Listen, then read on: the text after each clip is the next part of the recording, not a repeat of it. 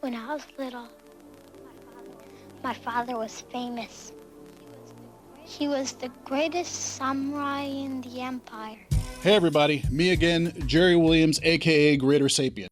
Remember that YouTube user that claimed that spheres didn't reflect light? Then claimed that they don't reflect 180 degrees, then claimed that eclipse diagrams were fake because of the way light was shown going toward an object? Then claims that eclipse shadows are shown wrong because they're too small? Well, he's back, and as I predicted, his aggressive devotion to ignorance has popped up again. I'm going to flash his latest comments right here, and you can pause and read the whole thing if you want. I'll be highlighting the special moments. So the first issue he mentions is that light beams never cross in real life. Now, anyone with some basic sense that has used their eyes in life can tell right off the bat why that is wrong. But he opens and closes with this point, so I'll finish with it. He then says, I never replicated the full moon, when in fact I did in the last video. When I showed the light going past the Earth to a moon almost 180 degrees from the Earth and Sun, that was replicating the full moon. As I explained in the video, Show Me the Evidence has a grade school vision of a full moon and thinks the moon is supposed to be perfectly in line with the sun and Earth during a full moon. But that's an eclipse. With a full moon, they are not in perfect alignment. He then criticizes me for not showing the beams crossing in my diagram here, when this diagram shows beams crossing. Again, he shows his inability to notice simplifications because in the very video he's saying I don't show the beams crossing, I show this here, where beams are crisscrossing all over the place before I simplify it down to this. But in this area here, there are beams going toward the Earth from every point on the sun toward every point on the facing Earth. But he can't see that.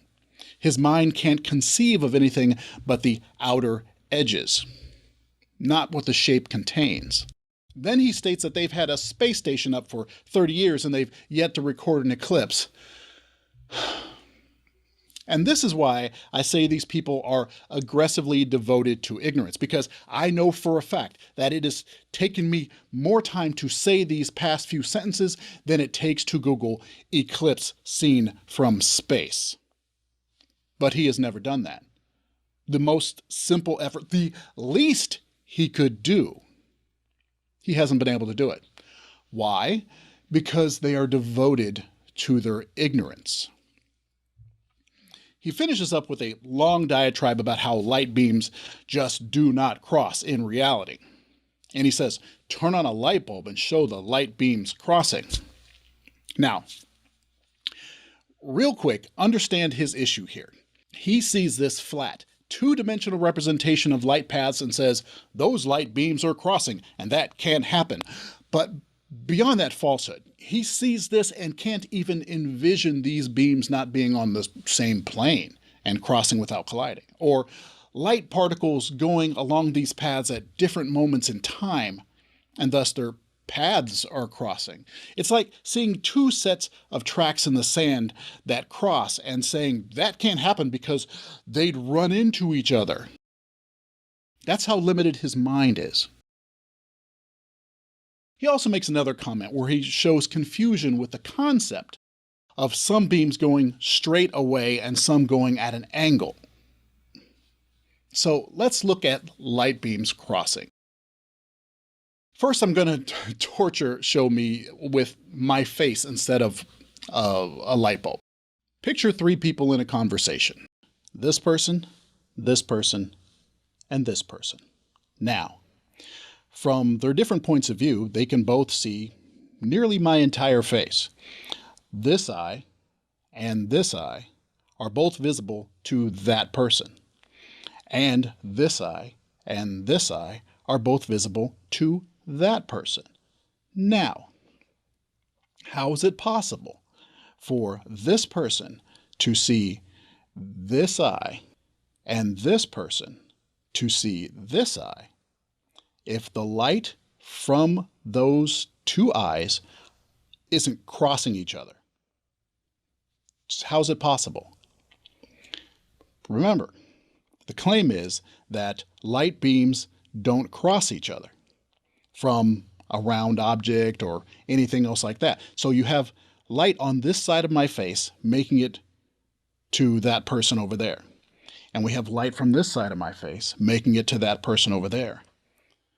The light beams must be crossing each other.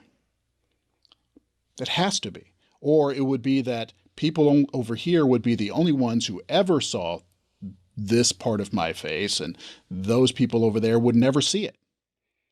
Because either that or light is hitting my eye and scattering off in all directions. So some light goes that way and some light goes that way. While light hits the center of this eye and scatters off in this direction and scatters off in that direction. And so beams of light are bouncing off of this eye, going to that person. And beams of light are bouncing off of this eye and going to that person, and they're crossing each other. It's as simple as that. Now let's consider it with a light bulb, because that's what he asked for. We have two people viewing this, or two recording sources, in this case, two cameras, looking at a light bulb, a light source that is round. Now, as you can see, one viewer can see the entire edge, the outer edge of the entire light source. And the other viewer can also see the entire edge of the outer light source. How is it possible for the person on the left to see the right side of the light source and the person on the right to see the left side of the light source if those light beams aren't crossing each other in some way? How is it even possible? I honestly don't understand why this is even a thing for show me the evidence. The idea that light doesn't cross each other, light beams don't cross, light paths don't cross, is nonsensical. It's just on its face. Let's bring it back to the diagram. If someone is on the Earth here, they can see all the edges of the sun just a bit after sunrise. And if someone else is over here, they can see all the edges of the sun just a little before sunset. How is it possible for both of those things to be true if light can't cross paths? This isn't even a globe issue. How is it possible if light only goes off in one direction from an object like the sun? Now, I've shown everything he's brought up makes no sense. But just like before, he's going to come up with a new weird claim without addressing his mistakes. After all, he hasn't acknowledged that he was wrong about light reflecting 180 degrees. He hasn't acknowledged that a full moon doesn't work the simplistic way he presented. He hasn't acknowledged that he was wrong about how shadows work with eclipses. No, he focused on something else that he had wrong.